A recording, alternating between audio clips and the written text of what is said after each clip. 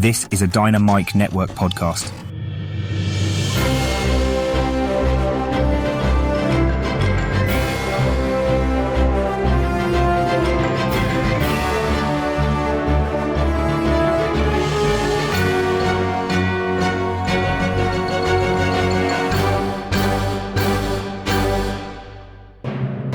Hi, and welcome to the Dynamic Duel podcast, a weekly show where we review superhero films and debate the superiority between Marvel and DC by comparing their characters in stat-based battle simulations. I'm Marvelous Joe. And I'm his twin brother, Johnny DC. And in this episode, we're going to find out who would win in a fight between Morgan le Fay and Circe. Circe being a Greek mythological figure, and Morgan le Fay being an Arthurian legend character. Right, and Circe, of course, is a Wonder Woman villain. Morgan le Fay is, I think, an Avengers villain. Is that right? Well, she's an Avengers villain. She's a Black Knight villain. She's also a Doctor Strange villain. She's a general Marvel villain, and she's pretty powerful, so I'm pretty sure that Circe is going down. So what you're saying is she's like the Marvel villain village bicycle. Sure, whatever. I mean, if you're familiar with Arthurian legend, you might not disagree with that statement. Sweet. Can't wait for this match. Before that, we're going to get into the latest comic book movie news, of which we only have one news item this week, and that is that Ulrich Thomsen is going to play Sinestro in the HBO Lanterns series. Who the hell is that guy? We'll find out later on. As always, we list our segment times in our episode description, so feel free to check out the show notes if you want to skip ahead to a particular topic. Guys, our artificially intelligent duel simulator, AJ9K, has a quick message for our listeners, so listen up. Why, hello there. Do you want even more from this podcast? Then become a part of the Dynamic Duel community on Patreon, where you can choose from 3 tiers. The Dynamic 2.0 tier gives you access to our Discord chat server, the Fantastic 4 tier gives you 2 bonus episodes each month, and the X-Force tier makes you an executive producer of this show. Lastly, the Dynamite Podcast Network tier lets you create your own podcast using this Monte Carlo simulator. Johnny and Joe will help you develop your show, provide graphic support and consultation, and get you simulation results.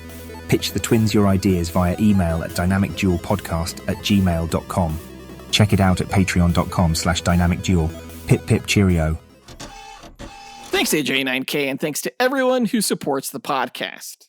Be sure to tune into the other shows in the Dynamite Podcast Network this week, including Max Destruction, which pits your favorite action heroes from film and television against each other.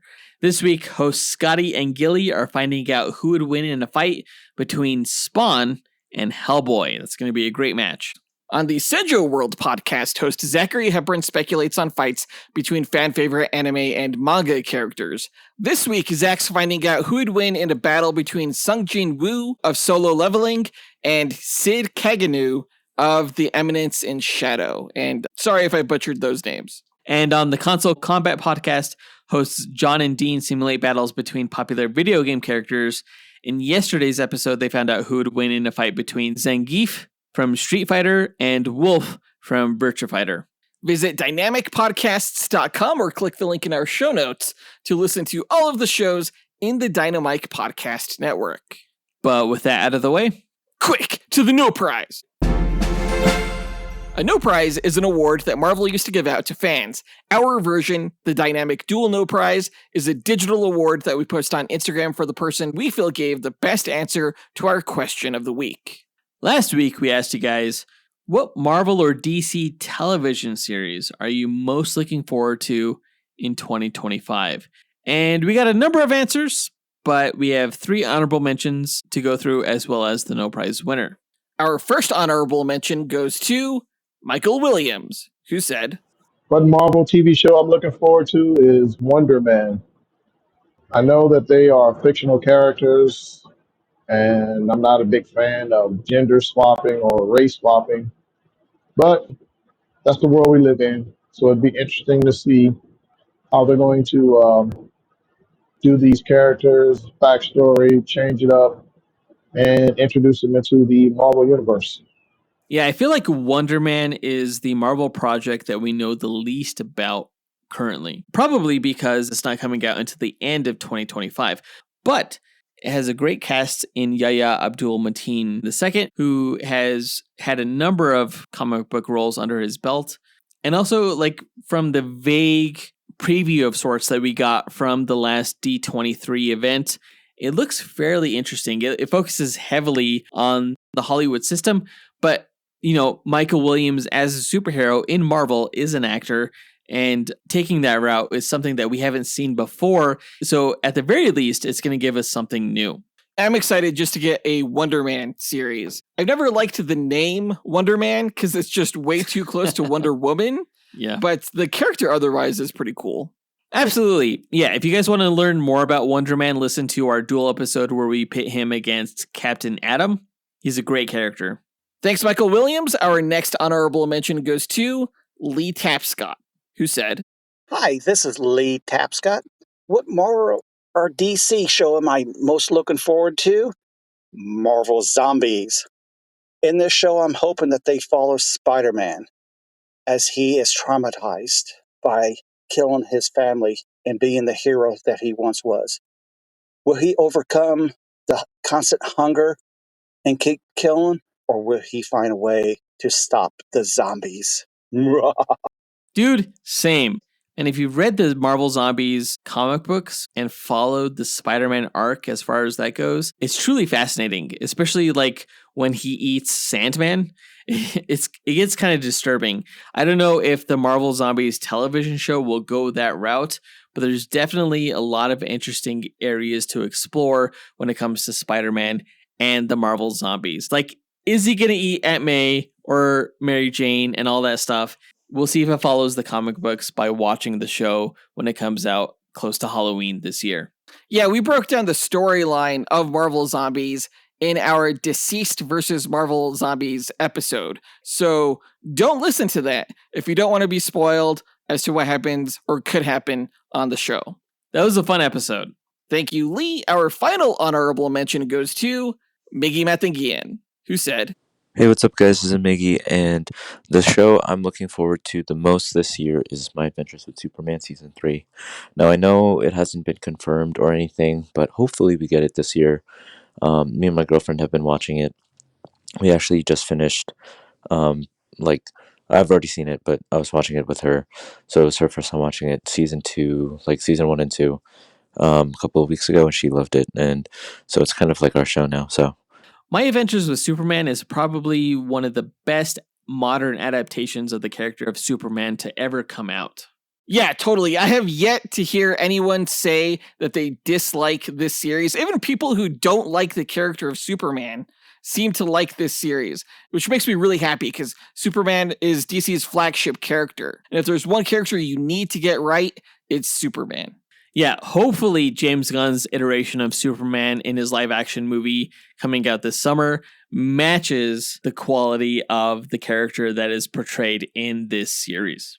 It needs to. And hopefully Miggy could go see that movie with his girlfriend, who is totally real.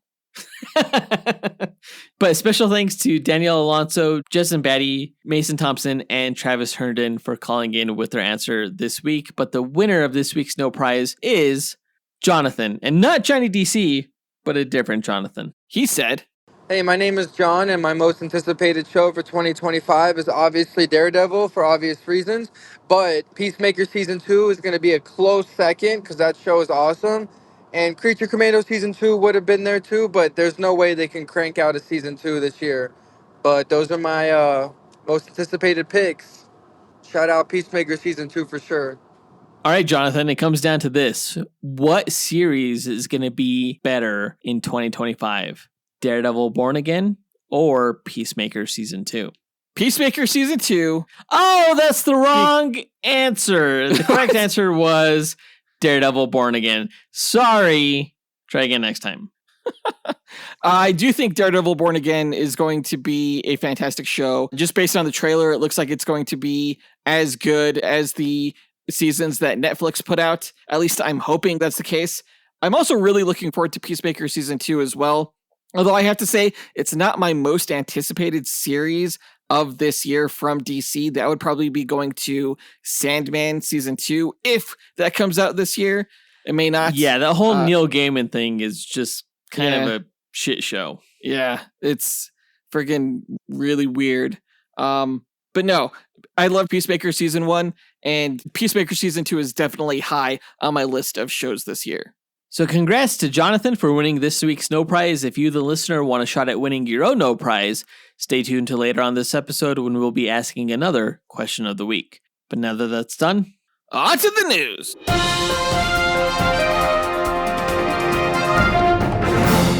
All right, last week, Deadline confirmed that Ulrich Thomsen has been cast as Sinestro for the upcoming HBO series Lanterns.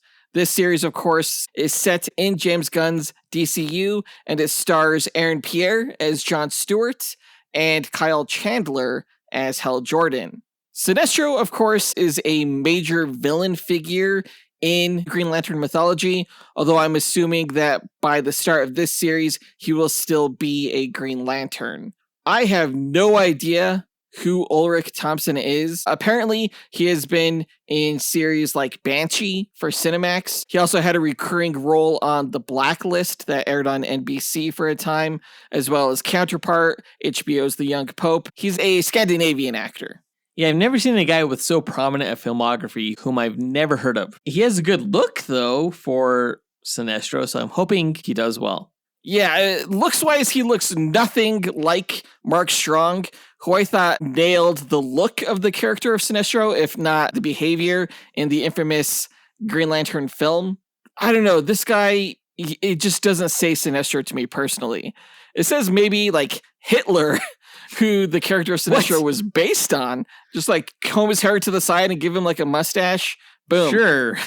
I think that's what they're going for in this casting. Yeah, I think it'll be interesting how they treat the character of Sinestro in this show if he starts off as a Green Lantern and then we see that transition into his more villainous persona. It always struck me as odd that it's surprising that a character with the name of Sinestro turns evil. So I wonder how they're going to play that off in this series, because if the actors from Earth aren't like, wait, did this guy just say his name is Sinestro? they have to say something about it, because otherwise it's just too awkward. There's some things you can get away with in the comics that you can't get away with on screen. I'm sure the guy's a terrific actor. Again, I don't know anything about him, but speaking of great villain actors, that brings us to our question of the week. Which actor has given the best performance in a villain role from a Marvel or DC series? Who's your favorite villain in a television show for Marvel or DC, basically? Record your answer at dynamicduel.com by clicking on the red microphone button in the bottom right-hand corner of the screen, which will prompt you to leave us a voicemail. Your message could be up to 30 seconds long, and don't forget to leave your name in case we include you on the podcast. We'll pick our favorite answer and award that person a Dynamic Duel No Prize that we'll post to Instagram. Be sure to answer before February 1st.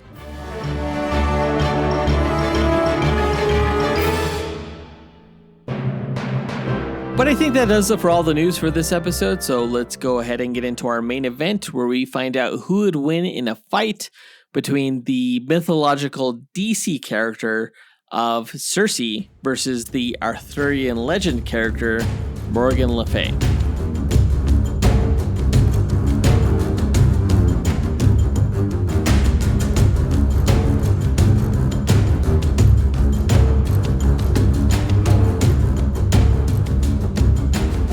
Alright, Circe versus Morgan le Fay. This episode is coming off of Creature Commando Season 1, in which Circe played a minor role, but she's a prominent Wonder Woman villain, so it was important, I think, to get her in a duel against one of Marvel's most preeminent sorceress villainesses, Morgan le Fay.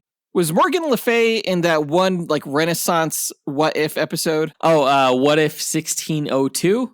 She was not, but Morgan le Fay has played a prominent live-action role in the Runaway Season 3, where she was played actually by Elizabeth Hurley, so she's kind of a big deal. Oh, Elizabeth Hurley, huh? Nice. Yeah. Circe would be so lucky.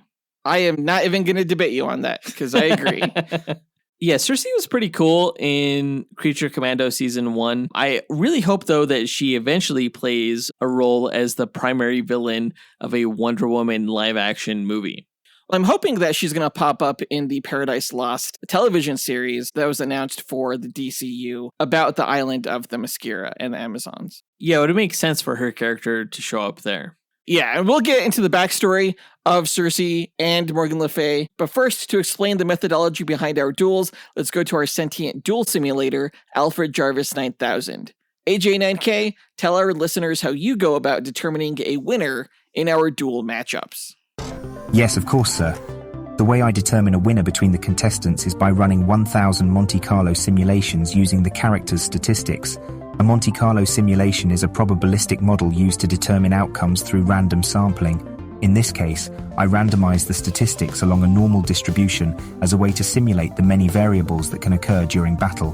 The stat parameters are based on the official Marvel power grid, from which the DC character's statistics are extrapolated. Additional stat categories are included such as range, damage potential, versatility, and perception in order to create a more detailed and accurate simulation. The results of the 1,000 simulations provide a percentage of wins for each character. The contestant with the higher percentage is declared the victor, as they have a higher probability to win any given battle. In an equitable pairing, neither character should win 100% of the matches.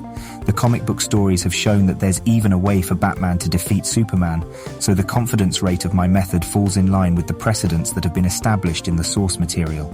My mathematical simulations are without subjectivity or bias. Feats are not the sole consideration, nor are fan votes tabulated for determination of the winner. Thanks, AJ9K. Before we run the simulations, though, we like to break down each character's histories and abilities before improvising a scenario on how we imagine one of the 1,000 simulations would play out beat for beat. And it's my turn to go first with the DC character's backstory, so let me tell you all about Circe. Now, over 1,200 years BC, Circe was born to the Titans Hyperion and Perseus and raised as the princess of Colchis, a kingdom in the Caucasus region. Known for her beauty and cunning, she murdered her weak and unworthy husband, an act that led to her expulsion from the kingdom. Exiled and seeking power, Circe fled to the island of Aia, where she began studying the mystical arts and developed a talent for sorcery. While her magic was initially limited to the island, she used nearby sirens to lure unsuspecting sailors and travelers, transforming them into animals as punishment for their intrusion and to perfect her powers. Her prayers for greater power reached the Greek goddess Hecate, the goddess of witchcraft and an Olympian outcast who sought revenge against the gods who had wronged her. Hecate offered Circe a pact: immortality, eternal beauty, and immense magical power in exchange for her soul. When Circe accepted, Hecate transferred her essence into the sorceress, dying in the process but uttering a chilling prophecy, upon the death of which and the birth of which, Hecate, by name and choice, shall repossess her soul. Initially unconcerned by the prophecy, Circe reveled in her newfound abilities, using them to raise Colchis in a single day. She became infamous for her power to transform humans into animals, creating subservient bestiamorphs, sometimes called animin, bound to her will. Empowered by Hecate's hatred of the gods, Circe relished in fostering discord between men and women, sowing mistrust and animosity wherever she went. She became wary, however, when the Amazons, warrior women blessed by the Olympian gods, were created. Ares, the god of war, assured Circe that the Amazons would fall under his schemes, however, and she initially allowed him to act unchallenged. You can learn more about Ares in our Ares vs. Loki duel episode. When Hercules enslaved the Amazons, Circe took advantage of the situation to create a division amongst the group by manipulating Ariadne into murdering Antiope, the sister of Hippolyta, who had brokered peace with Athens. This act resulted in a rift between the Themyscirian Amazons and the newly formed Bana-Migdal tribe, fulfilling Circe's aim to weaken their unity. For centuries, Circe remained on Aia, orchestrating chaos and destruction from afar when it suited her. By modern times, she had retreated to her island as an enigmatic recluse, but when Wonder Woman appeared in man's world, Circe was surprised the Amazons had survived. as all traces of them had vanished for hundreds of years. You can learn more about Wonder Woman in our Wonder Woman vs. Thor episode. Fearing Diana was the fulfillment of Hecate's prophecy, she plotted to destroy her, but feared direct confrontation. Circe's attempts to revert Diana back into clay failed when the Greek gods intervened, but her obsession with the Amazon princess endured. Circe's hatred for the Amazons led her to instigate a war of the gods between the Greek, Roman, and Egyptian pantheons, in an effort to sap their power for herself. Circe aligned herself with the Bonamigdal Amazons, using them as pawns in her effort to discredit Wonder Woman and the Themyscirans. Her plan reached their apex when she killed Wonder Woman by finally reverting her into the clay from which she had been formed. However, with the aid of the Spectre and the Phantom Stranger, Wonder Woman was resurrected, and Circe's plot unraveled. Hecate's soul abandoned Circe during the battle, leaving her seemingly defeated. Following her failure in the War of the Gods, Circe turned on her Bonamigdal Amazons, casting them and the Themyscirans into a demon-infested dimension. The Amazons spent years fighting for survival. When Wonder Woman confronted her, Circe was forced to return the island to its original location after losing a wager with the Amazon princess. In one of her most insidious schemes, Circe disguised herself as Donna Milton, a lawyer who befriended Diana to destroy her from within. Circe cast a spell on herself to suppress her memories of her true identity, ensuring the Donna Milton persona would remain genuine and immune to Wonder Woman's lasso of truth. Under this guise, she became romantically involved with Ares Buchanan, the mortal guise of the god Ares, and gave birth to their daughter, Leda Milton. Eventually, Diana realized Donna's true nature, and though Circe's memories returned, she found herself emotionally conflicted due to her new attachment to Diana as Donna Milton. In a rare act of selflessness, she saved Diana during a confrontation with a villain known as the White Magician. Circe later struck a deal with the demon Neuron to increase her magical power. She joined Lex Luthor's Injustice Gang, attempting to destroy the Justice League by turning its members against one another. She clashed with Wonder Woman repeatedly, including during an attack on New York City, where she transformed male superheroes into bestiomorphs, and transformed Superman into a doomsday-like monster to kill Wonder Woman. Later, Circe empowered Wonder Woman's rogues, including Cheetah, Giganta, and Dr. Psycho, to test the Amazons' resolve. She stole Wonder Woman's powers during this period and declared herself the new Wonder Woman. However, Diana eventually regained her abilities, defeated Circe, and banished her once again. In post-Flashpoint continuity, Circe was reimagined as a red-haired bearer of the Witch Mark, which signified her possession of a fragment of Hecate's soul.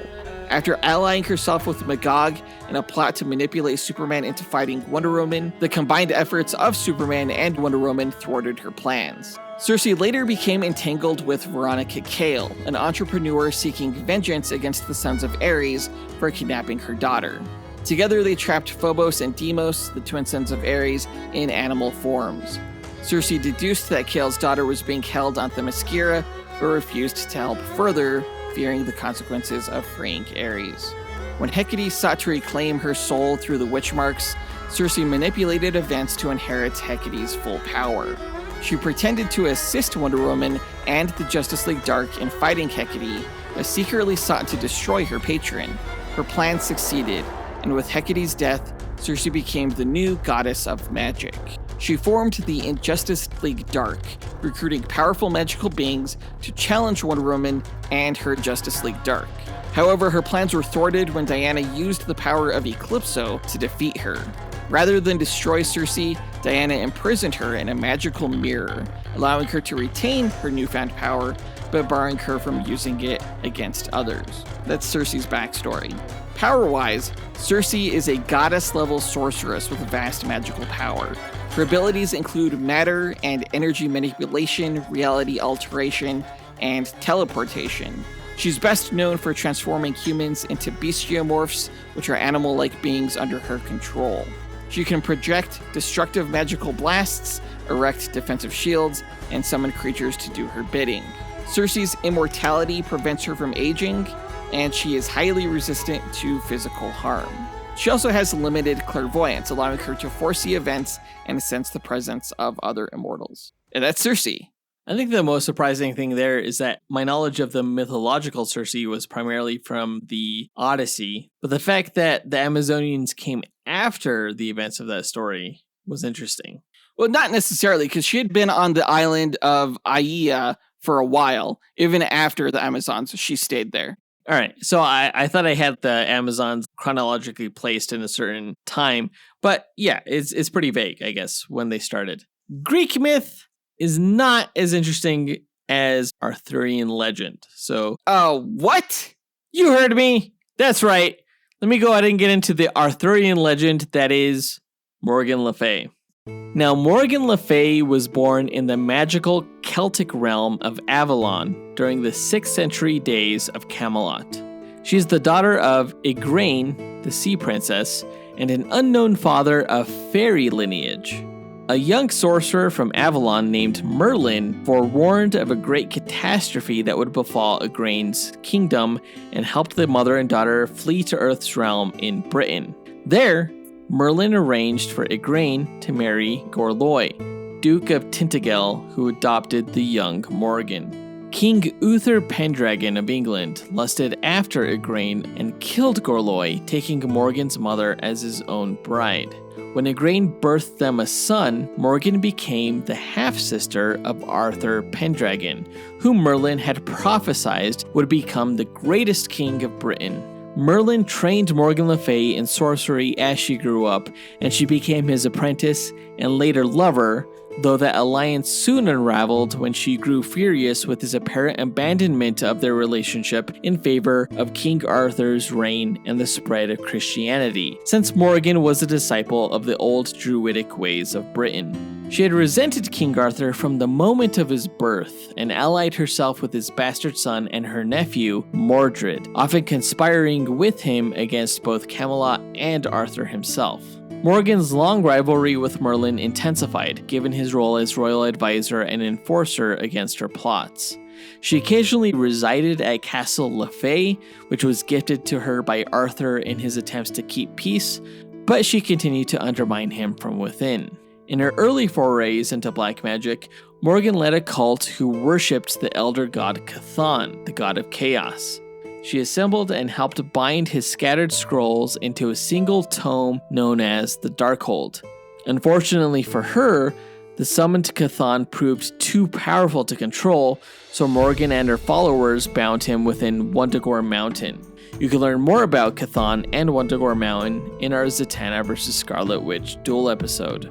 One of her disciples, Magnus, eventually saw the evil in her ways and stole the Darkhold to prevent Morgan from abusing its contents. She slew Magnus in retaliation, but lost her access to the book's dark secrets.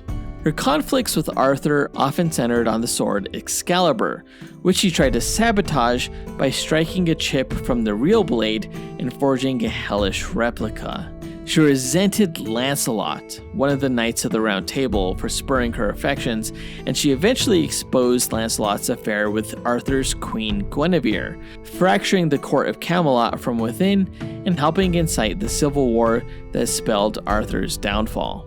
As these events reached their climax, Merlin intervened repeatedly, eventually having Morgan imprisoned with a powerful enchantment, though she managed to project her astral form beyond physical captivity, extending her influence throughout time. When Mordred gravely wounded his father, the king, Morgan's astral form transported Arthur's soul to Avalon, yet her hatred of his legacy of Camelot endured, and she continued her quest for greater power from within her imprisonment. She was particularly determined to retrieve the Darkhold in future centuries, believing it could finally free her from Merlin's long-standing bindings and allow her to rule unrestricted. Over centuries, Morgan repeatedly manifested in eras beyond her original timeline. In the modern age, she often confronted heroes such as Doctor Strange and the Avengers. She tried to possess people to bypass her constraints, including the heroine Spider-Woman, aka Jessica Drew, whose body she temporarily took control of. Morgan also clashed with Iron Man, whom she met when Doctor Doom time-traveled back to her era and struck a deal with her in exchange for knowledge of the dark arts.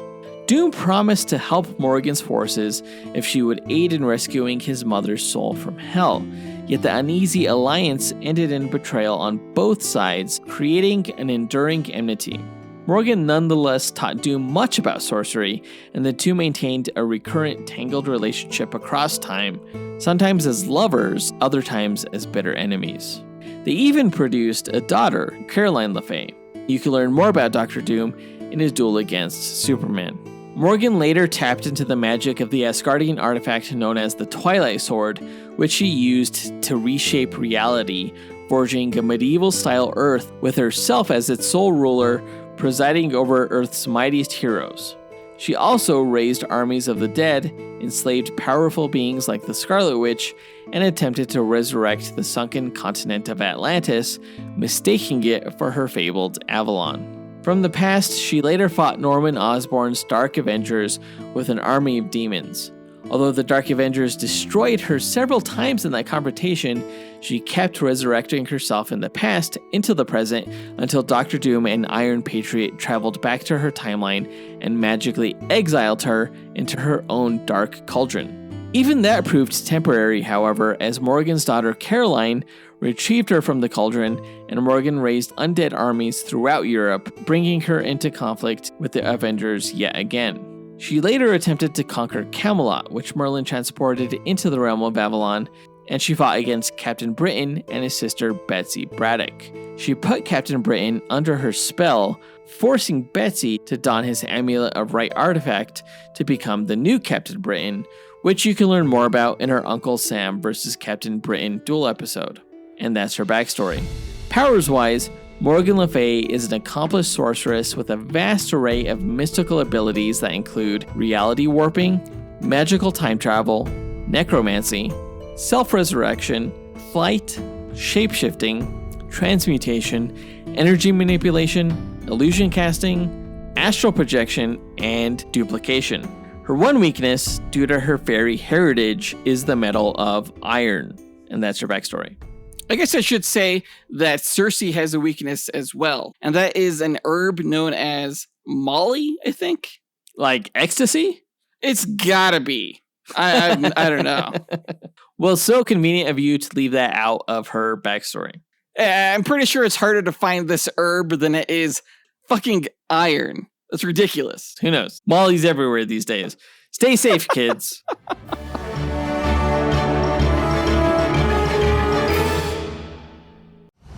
In a world where fantasies collide and heroes clash, one podcast network rises above the rest.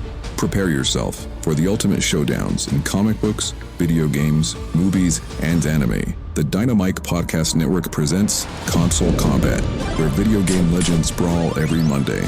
Dynamic Duel, where comic book titans smash every Tuesday. Max Destruction, where TV and action heroes battle every Wednesday. And Sendro World, where anime champions clash every Thursday. Join us as we speculate on the matches and, armed with the power of mathematical simulations, discover who will emerge victorious. Visit dynamicpodcast.com, where we settle the debate and settle the score. Well, now that we've got their histories and abilities out of the way, let's speculate on how one of the 1,000 simulated matches will go. The winner is determined by simulations, not this speculation, but it's fun to imagine how the fight could play out. AJ9K, what are the rules of our speculation? Well, I should say there are no rules, other than the characters have no prior knowledge of the other going into the fight. All they are aware of starting out is that the other character is a threat that needs to be eliminated. For the speculation, the contestants will begin approximately 50 meters apart in a nondescript environment that will have no bearing on the match itself, as no environmental statistics are considered in my simulations. The contestants must earn victory on their own merit. All right, then let's get into it. Circe and Morgan le Fay meet on the battlefield. Who goes first? Morgan le Fay, she usually wears jewelry, right? Like a necklace? Like a skull necklace? Yeah.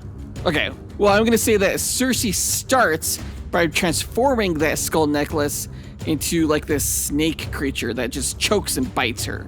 All right, okay, well, before the snake bites her, Morgan le Fay transforms it into a chain, which she, unfurls from around her neck and she casts it across the battlefield over to Circe and binds her up with it, and it transports her into this dark dungeon inside a medieval castle. What is this chain made of? Is it iron? No, like, I don't know, it's fucking made out of lead or something. Okay, just checking. In this medieval dungeon, Circe, she's just gonna blast off her chains, her shackles or whatever, with these purple magic bolts. And once she's free, she's also gonna blast Morgan with those bolts as well. Except that in this dungeon, Morgan le Fay has like this skeleton army guarding her that takes the brunt of this magical blast. And she uses the fallen skeleton army bodies and she reforms them into this like massive bone dragon that just blasts down a flame of green eldritch fire that engulfs Circe and burns her alive. Force field, all right? Magical force field. It blocks those flames, and while she's protecting herself, Circe's gonna take the stones that make up the walls of the dungeon around her and use them to form a giant rock minotaur that just dashes straight into the dragon, scattering its bones everywhere. And then the minotaur is going to look at Morgan le Fay, and he's going to charge into her, just impaling her on its horns. Except as the minotaur rushes at Morgan le Fay, it's going to pass through this like time spell that's going to de-age this rock minotaur until, you know, it's just a minotaur rock calf baby. And it stumbles and falls onto the ground into like a bunch of little pebbles, okay? And each of those are going to get transposed into this fairy being. And now Morgan le Fay is in command of this fairy army, and she's going to send them out like a legion of kamikaze pilots that just tear through Circe like a barrage of glowing magical bullets. Oh, damn. Okay. Like Tinkerbells. Yeah. All right, so Circe, she's being pummeled by these fairy bullets, and she's still in this damn dungeon. So she's just gonna teleport out of there, and from outside of whatever medieval castle they were just in, she's gonna cause an earthquake beneath it that just brings the whole castle crumbling down on top of Morgan. Okay, so Morgan gets buried by Castle le Fay, but from the rubble, she's gonna sprout this massive plant with like a flower bulb from which she emerges safe and sound, and she commands the roots of this plant to emerge from the ground and wrap up Circe with all these vines that drain her of her power until she's just a husk. Okay, but as these roots are approaching Circe, she casts a spell on herself that gives her an iron touch. You know, kind of like Midas's golden touch, but with iron, all right? So this plant that Morgan was inside of is now just an iron trap that burns her to death, giving Circe the win. I said she emerged from the plant. Okay, but not in time. Okay. Well, except that the giant plant that Circe tried to turn into iron, it actually turns out that the plant was Molly, the herb, which disrupts Circe's magic. So it doesn't turn to iron. It turns into this like impure metal that Circe just thinks is iron, but it's actually like some kind of like moly metal compound. We'll say molybdenum, okay? Molybdenum. All right. And Morgan le Fay crafts a giant sword out of this metal that she swings at Circe, and it decapitates her, ending this match. How the heck did Morgan even know Circe was weak to Molly? Well, how did Circe know that Morgan le Fay was weak to iron? Dude, Circe is like a lot older than Morgan. She knows all those Celtic fairies are weak to that shit. How does she know that Morgan's like a fairy folk, like a descendant of that? She doesn't know that. And also, like Morgan le Fay has been around long enough to know by the present time that like Circe was a figure that is weak to the fucking molly herb. Morgan's been around long enough? Oh yeah, Morgan's been around. All right. Yeah, Marvel Villain Village Bicycle over here, like I said earlier. Checks out. Hey, we don't villain shame around here, okay? All right? We'll go ahead and run the stats on these characters and find out which scenario happens. Either Circe traps Morgan le Fay in an iron plant that burns her to death, or Morgan le Fay creates a molybdenum sword that decapitates Circe. We'll run the stats and find out who came out on top. AJ9K, hit it. Inputting data, running calculations, processing results, simulations complete. All right, these sorceresses were pretty close in their statistics. There were just a few instances in which they deferred. Like we said that Morgan le Fay was faster primarily because, the official Marvel Power Grid said that she was faster, I think because she can transport her consciousness through time and space. Whereas Circe, sticks to the present. Right, but we did give the edge to Circe when it came to fighting skill because she actually throws hands with Wonder Woman on occasion, whereas Morgan le Fay really never fights physically. Right, yeah, never. Regarding the rest of the stats, they were actually similar. Like, they were pretty much identical, especially when it comes to evasiveness, durability, strength. Actually, we did say that Circe was a little bit stronger than Morgan le Fay physically. Right, yes, but everything else was the same. So taking all of this data into consideration, Joseph, who do you think came out on top? Morgan le Fay, that's not even a question. Don't even ask me. Morgan le Fay. I literally just asked you. Well, don't do that again. And I don't even want to know what the Instagram followers say. 71% of them picked Circe to win, so they're obviously biased. Actually, I've been looking back at the Instagram polls. Like, a majority of them have come out DC recently, which is fascinating and awesome. And lame. What the fuck is going on there? We have way too many DC fans following us on Instagram. We need more Marvel guys on there. Well, let's check out the actual winning percentage. AG9K, the results, please. Here you are, sir. The winner of the matchup between Circe and Morgan le Fay is Circe by 59.6% compared to Morgan le Fay's 40.4%, which means she only wins 404 of the 1,000 simulated matches compared to Circe's 596. Well, I'm going to call bullshit on those results. Even if it affects our credibility, I'm going to call bullshit. Why? Because I don't like it. When it came down to it, yes, Morgan le Fay was faster, but she couldn't outmatch Circe's strength and fighting skill. You can say that, but it's still not going to make me accept it. Oh, look, everyone. Joseph doesn't want to accept reality. I accept my reality. Okay? You can take your reality. That's good for you. I accept that for you. And then I'll just take my reality where Morgan le Fay wins. Yeah? Ooh, sorry, but the numbers do not lie. That does not work. Sucks to suck. But that does it for this duel. AJ9K, help close us out. Thanks for listening to Dynamic Duel. Visit the show's website at dynamicduel.com and follow us on Instagram at Dynamic Duel Podcast. You can support the show on Patreon at patreon.com/dynamicduel and joining a tier that works for you, or by rating and reviewing Dynamic Duel on Apple Podcasts, Spotify, Podchaser, or on our website. Don't forget to listen to the other shows in the Dynamite Podcast Network, including Max Destruction, Senjo World, and Console Combat. In our next episode, we are doing a duel that was chosen by our executive producer, Miggy Matanguihan, and that is Blockbuster versus Tombstone. Yeah, Tombstone is a prominent Spider-Man villain. And Blockbuster was a old video rental store from the 90s. Tombstone's a pizza, bro. But that is for this episode. We want to give a big thanks to our executive producers, Ken Johnson, John Starosky, Zachary Hepburn, Dustyn Balcom, Miggy Matanguihan, Brandon Estergard, Nathaniel Wagner, Levi Yeaton, Austin Wesolowski, AJ Dunkerley, Scott Camacho, Gil Camacho, Adam Speas, Dean Maleski, Devin Davis, Joseph Kersting, Josh Leiner, Mike Williams, and Oscar Galvez for helping make this podcast possible. And we'll talk to you guys next week. Up, and away! True believers.